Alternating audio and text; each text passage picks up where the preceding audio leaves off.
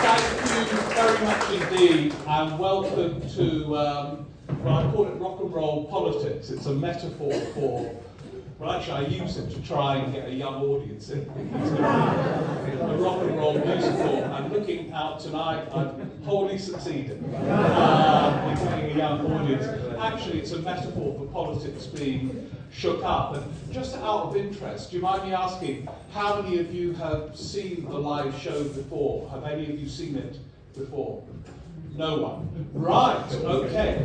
Oh, have you? Sorry, I couldn't see that. Oh, right. Oh, yeah. Joe Ruffles from Berlin? Joe is coming from Berlin for tonight. Yeah. Anyway, as Joe knows, what we do in our time together, and I know some of you very kindly listened to my podcast because I've just met them. I was waiting outside and didn't realise it was right next to the loos. So I've met half the audience going to the loo.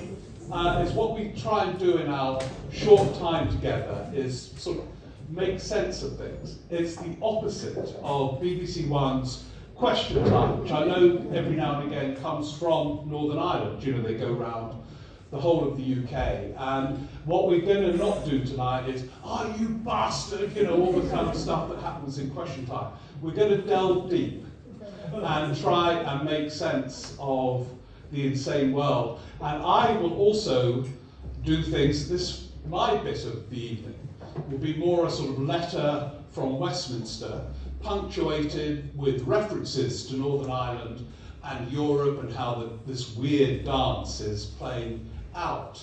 But what I won't do, because you know much more about it than me, is spend the next 2 hours talking about the politics of Northern Ireland, because though I'm tempted, it probably would become an evening of, you bastard!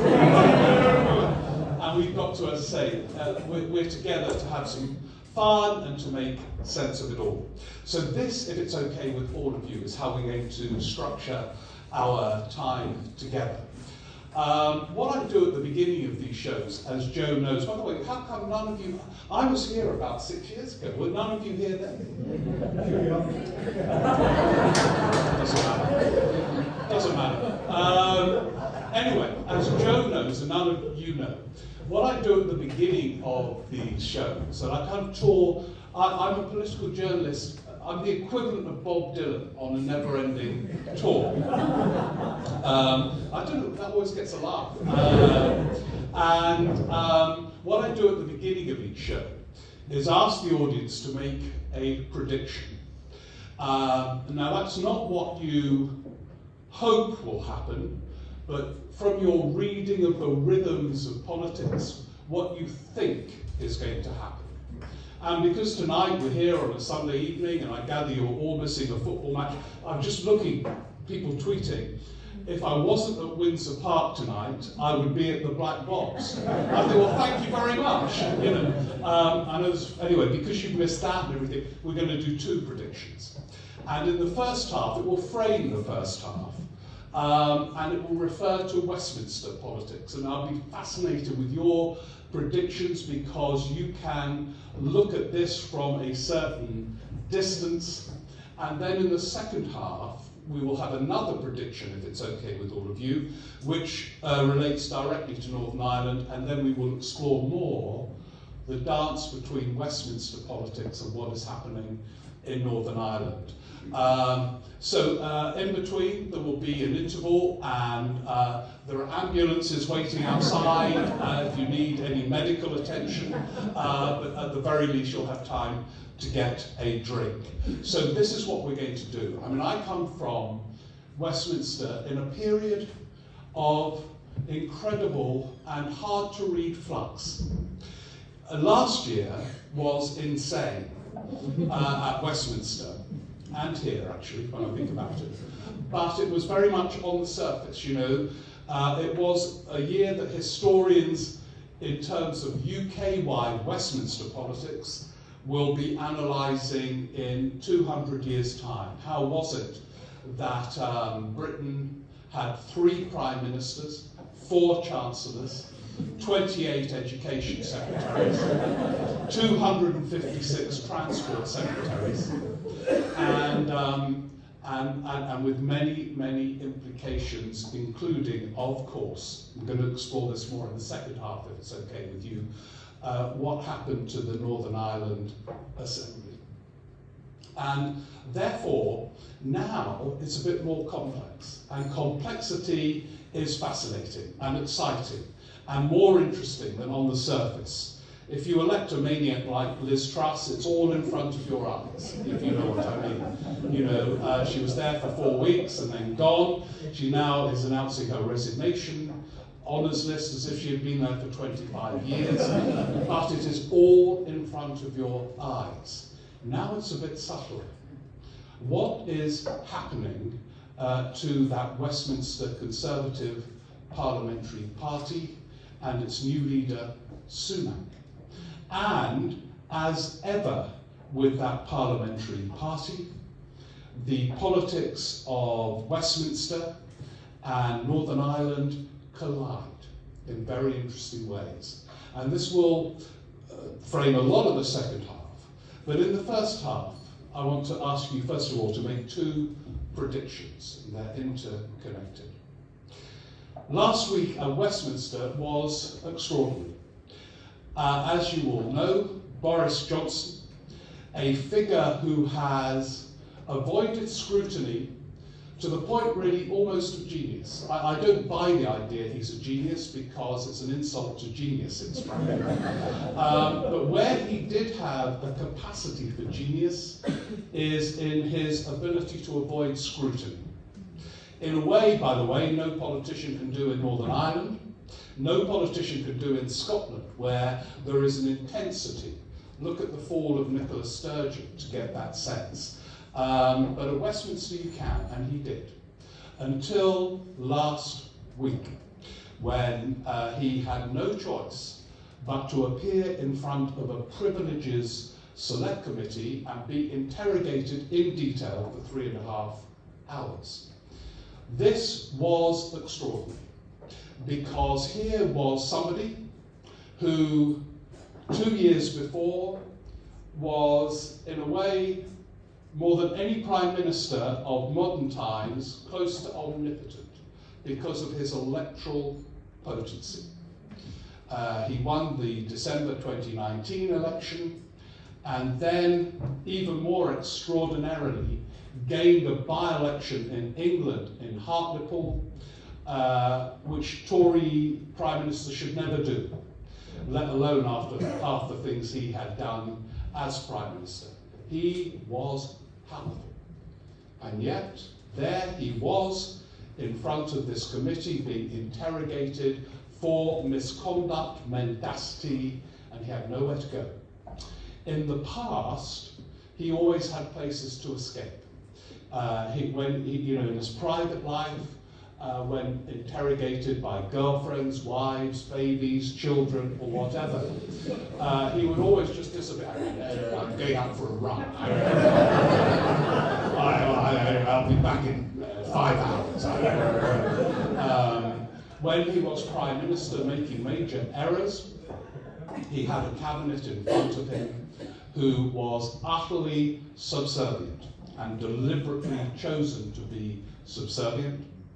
When he came to Belfast to sell his Brexit deal, he would famously say to business leaders, any barrier between trade with GB, phone me personally, phone me personally. But then he would leave without giving his phone number to any of the Belfast business leaders who were being invited to phone him personally, if by some extraordinary twist, a barrier between Great Britain and Northern Ireland resulted in some paperwork and delays. Escapes, always escapes before the interrogation, but not in front of that committee. There he was with photographs of him having a drink and all the rest of it. And he struggled, as some of you will have seen. So I'm setting that up to ask you for your first prediction and then there is a second one that will follow, if that's okay. Could we have the lights up a bit at the back, if possible, because I can't quite see the back. Your prediction, I don't want to put pressure on you, but Sky News is outside, the BBC, and so on. And I just need to see everybody. And this is, as I say, is your first prediction. That's brilliant, I can see everyone now. It relates, say that in the second half there will be a prediction which relates more to what's happening here. How many of you tonight predict that Boris Johnson will ever again be leader of the UK Conservative Party? It always gets a laugh, that question. 6 months ago, everyone would put their hand. Anyway, let's see. How many of you predict this figure who fantasises he's Churchill, who has a huge following in the London-based press, the Mail, the Telegraph, who aches to return, who has a capacity to form a rapport, certainly with parts of northern England, that Tory party leaders have struggled to reach? How many of you predict, it's not what you want to happen or think, but how many of you predict he will one day return as leader of the Conservative Party? If you put your hand up if you think he will. 1, 2, 3, 4. If Boris Johnson were here, he would say, well, about 50-50. Very close, very close. And how many of you predict, from the glory of having a slight distance from the madness of Westminster, how many of you predict he never will ever again be leader of the Conservative Party? Yeah, 50-50. No, a landslide, which is interesting. Would one of the very small minority, I think there were 4 of you, who predicted he could still return, would one of you explain why, please? And a mic will come to you. Those who predicted he could be back. Yeah, over there, please. Yeah, just wait. If you just wait for the mic, because and here. Okay, let's hear that, and then we'll go down to you. Yeah. I'm saying this because I'm from the Republic and I live in Northern Ireland, and I think a big part of my view is based on the distance, which is the fact that actually nothing would surprise me with the Conservative Party. Truthfully, that's exactly how I feel. Like, I'd love to say no after everything. There's no way possible he could ever become leader of the Tories again. But actually, let's just look at the last, 24 months. And everything you just said at the introduction in terms of how many chancellors, prime ministers, etc. Anything is possible. Yeah, anything. That's a brilliant intervention, actually, because one of the big changes since I became a political journalist is in that Conservative Parliamentary Party. While I'm talking, if you get to one of the few others who said he could be back, it isn't weird parliamentary party. It has changed in so many ways, which I will explore briefly tonight to contextualise some of the things that have gone on. Yes, I think you said also that... yeah, we have to remember the Electoral College that elects the Tory leader. Yeah. It's, as Alistair Campbell called them, the Golf Club Board, the members of the Conservative Party in Middle England, and also the reason why he almost, people were considering that he could be elected instead of Rishi Sunak, and in fact the Conservative Party had to change the rules as to how you become elected to make it a coronation, was because a lot of the MPs, particularly in the Red Wall, believe that he's the only person who can get them back in. Yeah. Because he, as you said, has a unique connection with Northern England. Yeah, those Tory MPs in the Red Wall, some of them still think he is the one who can make a connection in that north of England, part of the Midlands in England, Red Wall connection, and no one else can. And this is what, you see, he's a curious figure, and you'll have seen a lot of him here.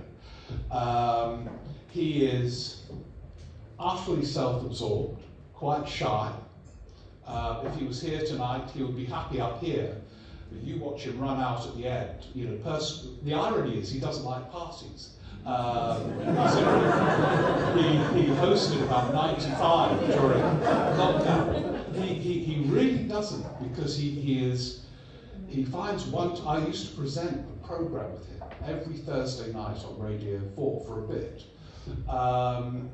And we were baffled by him. This is when he was a mere journalist.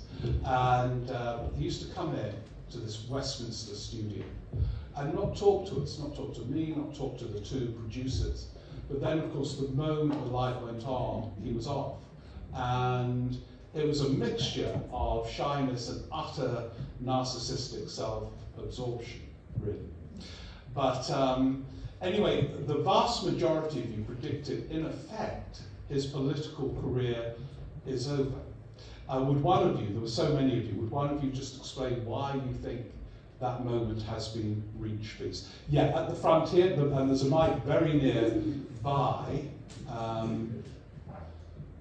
think the vote framework last week, where only 22 Tories voted with Boris and Liz Truss, it was almost like an aborted attempt to resurrect him. Yeah.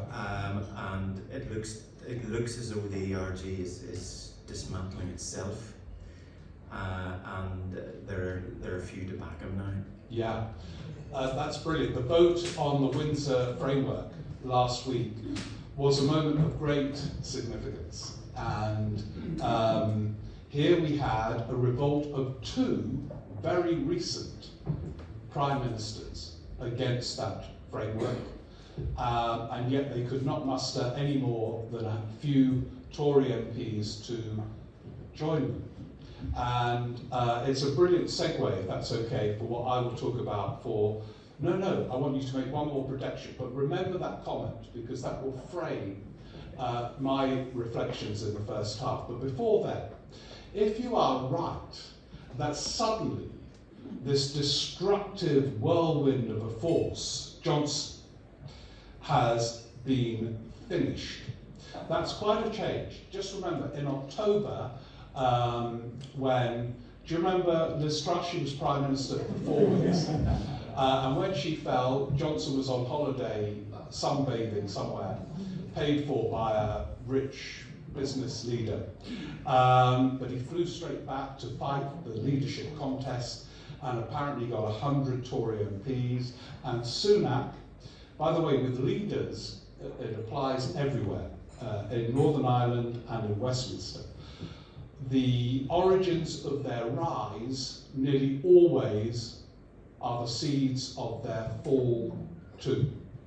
And Sunak faced Johnson last October, bizarrely, given that Johnson couldn't form a government in July. And Sunak had to deal with some of his key supporters, like Suella Braverman, now on holiday in Rwanda permanently. She loves it out there. And bizarrely, she's the only person from Westminster who can get to Rwanda. All these boat people and so on can't get near it, but she's there all the time. Loves it. If you want a holiday this summer, Rwanda, Suella. But you see, the reason she is Home Secretary in that UK government is because Sunak thought, my God, Johnson is breathing down my neck. If he gets onto a ballot of party members, he will win. So in order to stop that from happening, I need to woo some of his supporters. And in wooing some of his supporters, on one level, he has become trapped, because he wants to symbolize a new start, but began by recruiting quite a few of his supporters, because otherwise they would have backed him. And yet, you mentioned the Windsor framework, which all sounds to me like a sort of box of chocolates, you know what I mean? We'll come and have some Windsor framework, milk chocolate, sort of thing. A lot of people in Westminster, and by the way, isn't it interesting? It's going to be a theme of the second half more than the first half. It's interesting how the politics of Northern Ireland and Europe are so wrapped up in the Conservative Party of Westminster, and we're going to explore that deeply. But the Windsor framework is now being cited in a lot of the columns in the London-based newspapers to say Sunak is working. At last we have a grown-up. Now, admittedly, that's a low bar when you think about it, implying that the only qualification for leadership is to be adult. But in the context of Liz Truss and Boris Johnson, they have a point. And the Windsor framework is cited as Sunak being a grown-up, as someone who follows the detail, which is a real novelty, not only in relation to Johnson and Truss, but Cameron too. Cameron was not a details person. May was, although she got into deep trouble, actually, over Northern Ireland, which I'll come to in the second half. So he's a details person.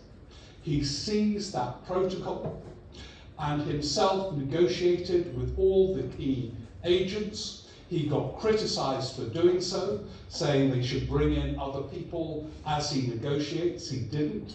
He didn't bring in Steve Baker, the Northern Ireland minister, until he had completed the negotiation. And Steve Baker, who's going through a curious... Pardon? Steve Baker. Sorry. Great man. Great man. Great man. Oh, right, okay. Well, whatever he is, he's going through a very weird phase in a competitive field of weird phases. But we will come to him. We will come to him shortly. But there he is. He did the negotiation, then sold it to all the key agents. Steve Baker emerged from number 10, having read the Windsor framework, and it was as if he had been presented for the first time any human being had been to a combination of Hamlet, Macbeth, and King Lear simultaneously. He said it was the greatest thing he had ever read. And that obviously had an impact on some of his colleagues in the Tory parties. We'll explore more later. So, I want you to make this prediction. You have predicted by a landslide this evening that Johnson will not be Prime Minister again, or leader of the Tory party. So just out of interest, and you are doing it from a really privileged point of view because this will be played out in England, Scotland, which is changing in front of our eyes to some extent, but here we go. Are there anyone here tonight who predicts that Rishi Sunak will win the next, and the Tories will win the next UK general election? How many of you predict that he will, please? I agree with you. That means I want to come back. Oh, 2, 3, 2. Right. And how many of you predict Labour will be the government next year in Westminster? Right, okay, all right. A landslide for... By the way, one of the traditions of the audiences, as Joe will know, who go to these rock and roll politics shows, is that the audience is always wrong. I can't tell you the number of times I've asked for predictions that have proven to be totally wrong. So tonight, on the basis of our gathering together in Belfast, is really bad news for Keir Starmer, and very good news for Boris Johnson, who will be back as Prime Minister within 6 months on the basis of your landslide prediction that he won't. There were a tiny number of you who thought Sunak could win again. Would one of you mind explaining why, just to put it into context, please? One of you who said he might be. Don't be frightened, it's perfectly legitimate. Yeah, over there, yeah.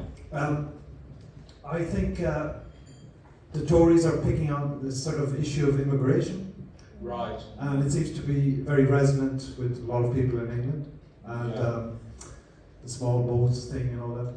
I think they won Brexit on a lot of or nationalist anti-immigration feeling. I think they're definitely focusing on this to sort of deflect away from the abject failures in other policy areas. But I think it seems to be very resonant and very important to a lot of people who probably vote for them over it. If they can get any kind of success out of their current policy. Yeah, everybody in England tells me, active candidates, politicians, when they knock on doors, this boat people thing comes up, even though most of the constituencies are miles away from places where it will be affected. And Sunak, who affects a combination of this assiduous sort of, he affects compassion wherever you go. I understand, I feel your feelings.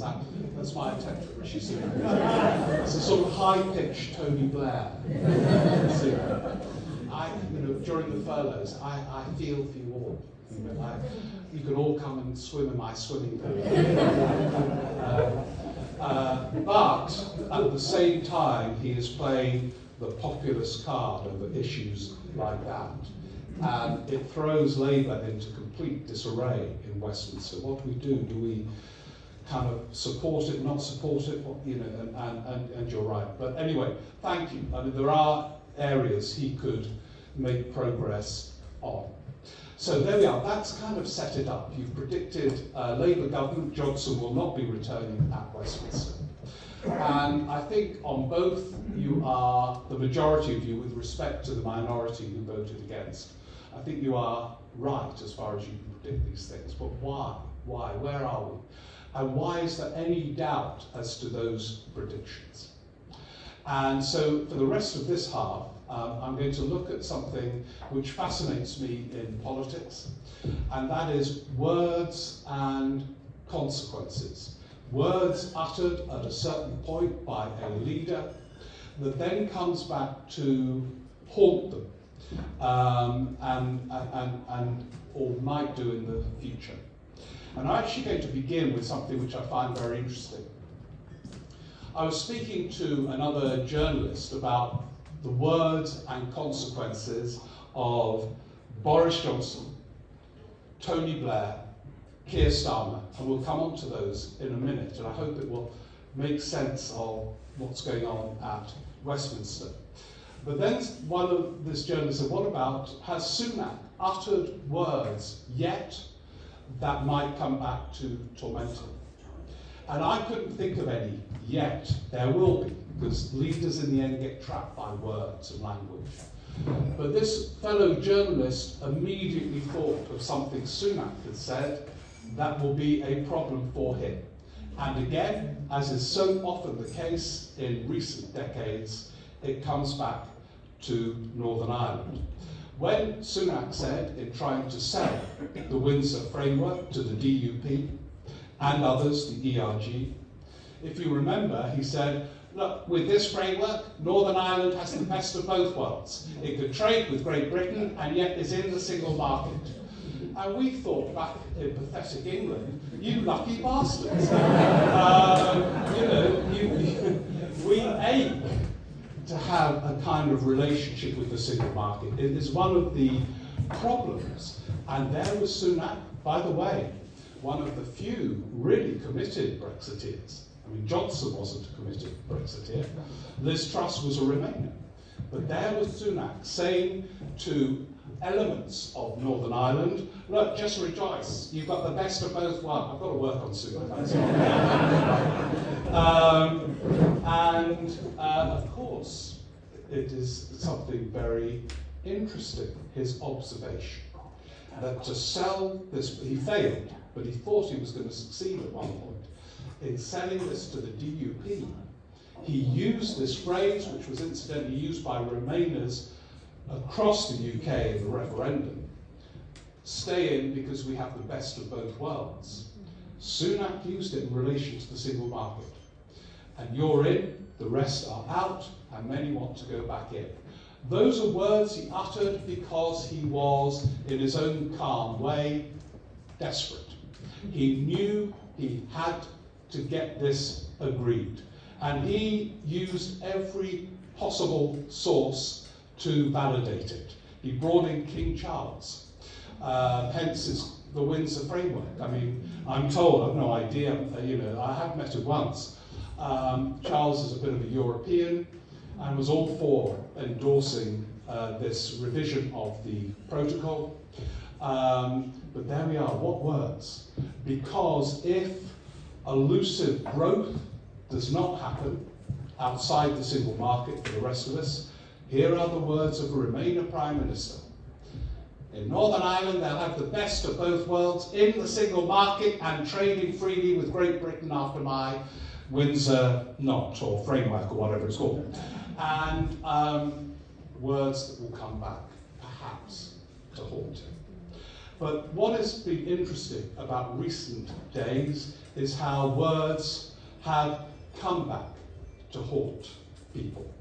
You see, the reason why Johnson was trapped in that select committee meeting was he uses words to escape from a certain position and then finds the words return to torment him. And most of the time he has got away with it in his life. But this time he was trapped. There they were, 4 Tory MPs, a couple of Labour people. Harriet Harman, I gather he now dreams about Harriet Harman. But those dreams are not sensual or erotic. They are nightmares. He's terrified by Harriet Harman. She was severe and forensic. And all the things he doesn't like in women. I mean, he woos women by reading poetry and then running away. And there she was, challenging words uttered by him. No rules have been broken. I had repeated assurances, no rules have been broken. When he knew they had been. And I think probably when he spoke in that committee, he believed it. He saw the photos and thought, these photos of him drinking and others drinking, I'm sure he has convinced himself. They were work events within the guidance. But if you analyse the guidance, it was different here, but imagine if, it was Arlene Foster, wasn't she? She was in charge during the pandemic in Northern Ireland. Well, imagine if, it's hard to imagine really at all, but imagine if she was partying every night. Let's say, in normal times it would almost be an act of criminality in itself. But in the pandemic, you would imagine an eruption of protest in Northern Ireland. And so he was in charge, telling everyone very clearly what to do and what not to do. And he was evidently not following it himself, which is part of the pattern of his life. But the problem he had with that committee was not actually the offence, although the offence is damning, but the lies. Did he mislead Parliament? And I think for the first time in his complicated career, the words caught up with him. You see, in the past, he has been mendacious, but got away with it, because the scrutiny was not as intense as it is at the very top, here, Westminster, Edinburgh, wherever. So, do you remember with him, he was recorded having a conversation with his close friend from Eton. By the way, what a remarkable thing. Someone was saying in the audience, this rapport he's got with working class red wall voters in the north of England. He went to Eton, his best friend was this guy called Darius Grumpy. Yeah, Darius Grumpy, let's call him that. There's something, by the way, all the characters in the Johnson saga are Dickensian.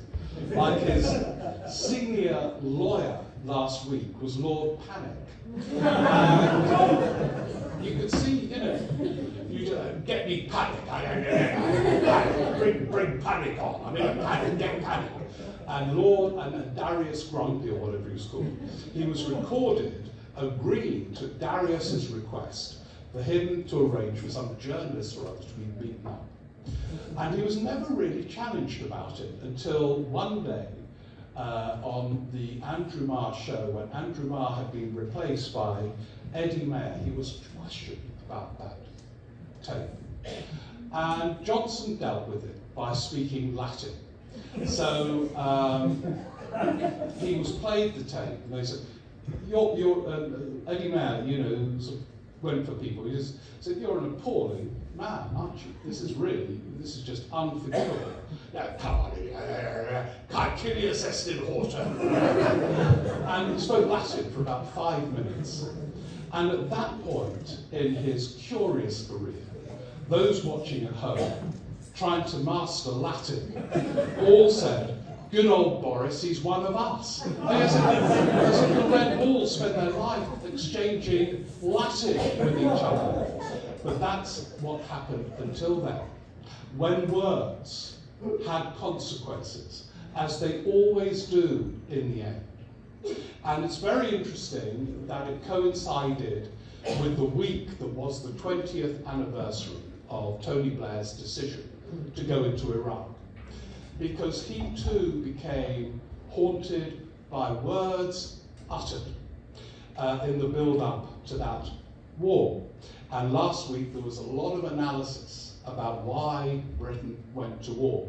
Actually, that wasn't the interesting thing to analyse. That wasn't Blair's decision. Blair's decision 20 years ago, last Monday, was whether to back America, who had already decided to go to war. And Blair, for reasons, the BBC portrayed it as lying and misleading and all the rest of it. It was far more interesting and complicated than that. Blair, and by the way, whether you agreed with it or not, so we're not going to have a row, but it was a bit irrational of the BBC to suggest that Blair was some sort of kind of deranged war criminal when he had spent quite a lot of time over the Good Friday Agreement, which, whether you think about it, achieved a considerable amount here in Northern Ireland. How to match the two? And the answer is he didn't become a deranged war criminal, but he was weak in one respect. Because Labour in the UK lost election after election in the 80s, Blair resolved on every front to do the opposite of them. So when he became Prime Minister, he was absolutely clear that if America went to war, he would back America, to show he was pro-American, tough on defence, none of this, the 80s, we were weak on defence, anti-American, and became trapped by what happened after 2001, which was that he knew Bush was going to go into Iraq, and Blair had decided that he would have to keep a coalition together, which included Rupert Murdoch, who he was obsessed by. I went to Australia with Blair when he was in opposition, when he wooed Murdoch, and it was unbelievable, the efforts he went to.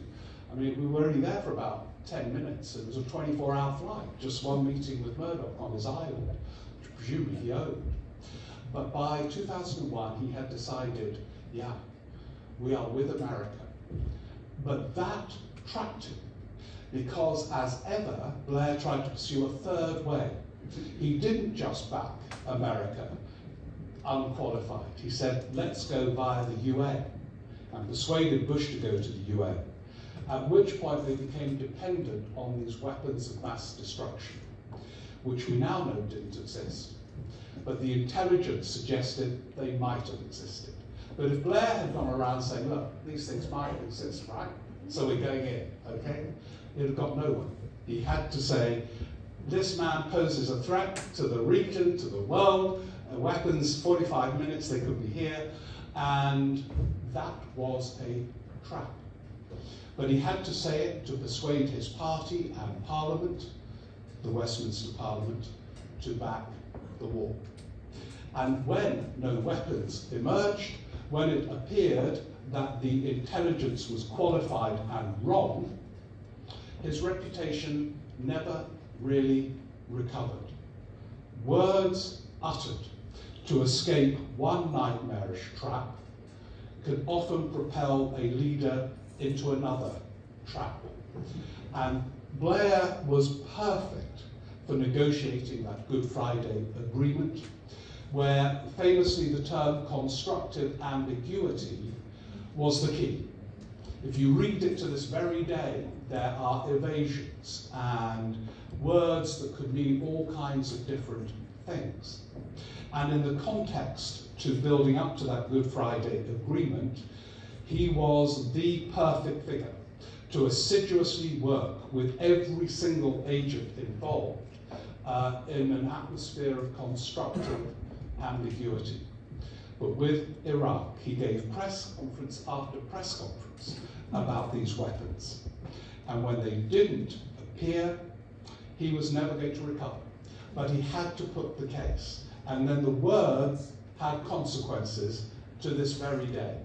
And he looks tormented because I think on one level he is tormented still by Iraq.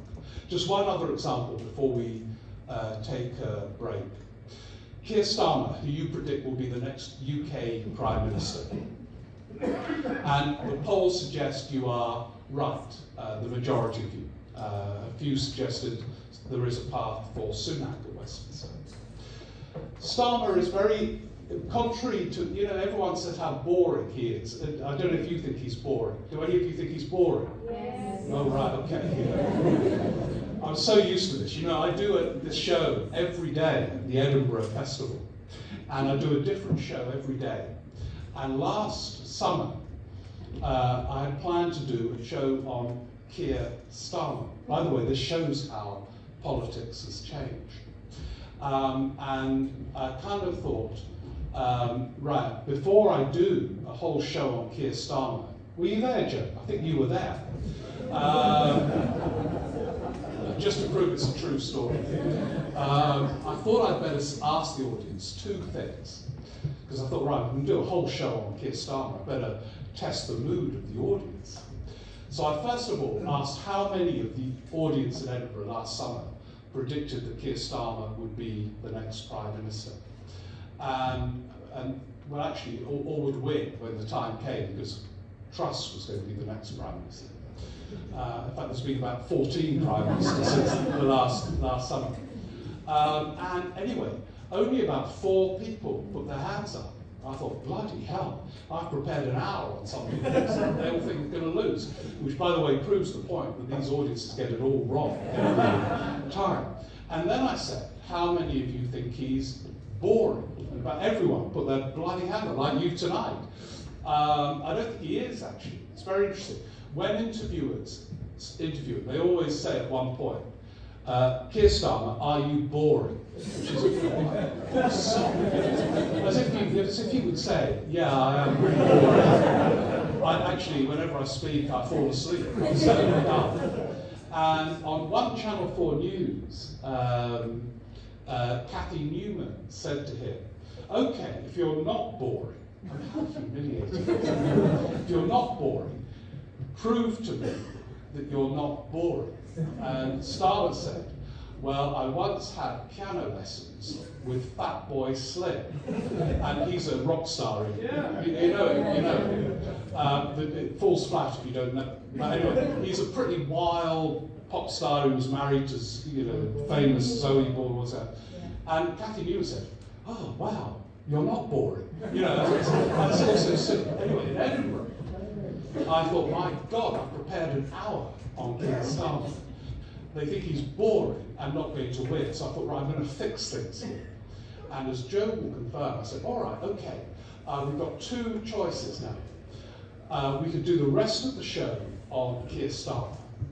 Or, if you would prefer, and I thought I'd fix the ballot, we can look at economic policy making in the 1970s. Anyway, by about a majority of 90%, they voted for economic policy making in the 1970s. There had to be a very quick recalibration of that show. But you see, Starmer is, I think, quite interesting. Here he is, someone who was Director of Public Prosecution, spent quite a lot of time, as you know, in Northern Ireland. Then went into Westminster, served assiduously under Jeremy Corbyn, and is now pitching from a very, very different perspective. Words, though, words. Leaders, as you all know, I mean, we are freaks spending an evening together exploring the layers of politics. I think they are. I think we could persuade all those who've mistakenly gone to Windsor Park that this is much more interesting. But you have to do the act of persuasion. Now, Starmer, you see, is really interesting. He made, during the Labour leadership contest that followed the December 2019 election, about his 10 pledges. Pledge, not hopes, ambitions, pledges. And they all related to Jeremy Corbyn's policy agenda before he was slaughtered in the December UK general election. And therefore, his political arc doesn't quite make sense. And when leaders don't quite make sense, they are vulnerable. So it's quite interesting. Labour in UK polls are miles ahead at the moment. But Sunak and Starmer's personal ratings are quite close. And I think it's about coherence. Leaders have to make sense to people in any context. Here, Westminster, Edinburgh, wherever. And if they don't make sense, they are a bit more, at the very least, fragile. So to take UK examples of words that sort of then made sense in their consequences. Look at the UK general election big winners. Thatcher, who in the late 70s in London started explaining her evangelical support for monetarism, which was a complex economic theory that I think she only half understood, to be honest. But she would go around in the late 70s onwards, quoting these sort of homilies, very accessible homilies, about her father's grocer's shop in Grantham, in Lincolnshire, in England. And she would go around saying, my father, that's my impression of Margaret Thatcher. I know it's as bad as the Rishi Sunak, but you know, it's the best I can do. My father, in his grocer's shop in Grantham, never, ever spent more than he earned. And a country cannot spend more than it earns. Now this was economic illiteracy, actually, but it was accessible and appeared to make sense. And sure enough, when she got into power, she started cutting public spending because a country is like my father's grocer's shop, it cannot spend more than it earns. So there was an arc, however contentious, that was coherent. Words uttered made sense years later. Blair, he was a Labour MP from 1983. He was always going on about, look, right, you know, Labour Party, right, it's pretty odd and weird. You have to be weird to be a member of it. So therefore we modernise, we do this, we do that. You know, I'm on the centre ground, but I'm radical, so everyone can do it. And then he came in and did that kind of thing. It made sense. The arc of his early career made sense. Going back even further in UK politics, the other big winner for Labour was Harold Wilson, who used to go on about the white hot heat of the technological revolution. For younger people here tonight, all of us, that was Harold Wilson. That's how he spoke. And then, sure enough, when he came in, he tried to be a moderniser. He appeared every other day with Paul McCartney and John Lennon as, you know, as the fifth Beatle, even though Wilson looked about 95, and he wasn't, he was quite young. But the arc made sense. And so Starmer, uttering words which he felt he had to utter in order to become leader, now make no sense in the light of what he is saying and doing now. And the Tory party at Westminster will publish his 10 pledges day in, day out to say who is the real Starmer. And he hasn't quite worked out an answer, an explanation. And he, I suspect, regrets the words uttered then. But you cannot unutter words. Words and consequences play out in politics in ways that are important. And it's good that they do. It's good that words can't be uttered one day and then completely obliterated as if they weren't said the next. And in the second half, what time is it? Oh, blimey, we're going on for quite some time. In the second half, We're going to look at the dance with words and other things between Brexit, the Conservative Party, the DUP, and Northern Ireland. Because, as I said at the beginning, with that Sunak comment, that you lot are all lucky to be in the single market and having the best of both worlds. Everything has been shaped, really, by the question of Northern Ireland, Britain, Europe, and Ireland. So we're going to return to that if it's okay. But let's now have a drink and reflect. Oh yeah, by the way, after a brief reflection from me on that theme, I'm going to do this. Order, order, order. That's my impression of John. Do you remember John Bercow, the speaker? He used to do that every day, as you know, in the House of Commons. And he used to do it. So I know him quite well, actually. He's a sort of curious mix of insecurity and extreme arrogance. And again, insecurity and vanity. And so things like during Prime Minister's questions, when he knew there was this peak TV audience, he would say, order, order, order. And he'd go on for about a minute because he knew the cameras were on him with the peak audience. And even if the House of Commons was completely silent, he would sort of, order, order. I'm here, hello, millions of you. Go order, order. And we can then have a wider discussion on any issue raised this evening or anything else. And by the end of it, I promise you, will have made sense of everything. From the very straightforward politics of Northern Ireland to the straightforward politics of Westminster. But let's now have a drink, and I'll see you in about 15 minutes. Thank you very much.